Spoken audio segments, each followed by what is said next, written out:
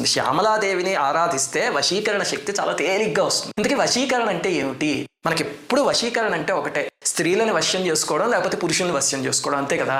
అలాంటి దిక్కుమాలింది కాదు వశీకరణం అంటే. ఒక్కటి ఆలోచించండి, ఇప్పుడు ఎవడైనా ఒక స్త్రీ నాకు వశం అవ్వాలి అవ్వాలి అవ్వాలి అవ్వాలి అని వెంపర్లాడుతూ ఉంటే ముందు వీడు ఆ స్త్రీకి వశమైనట్టే, అంతే కదా. లేకపోతే ఎందుకు వెంపర్లాడడం? అలా వశమైన వాడికి ఇంక వశీకరణమే ఉంది.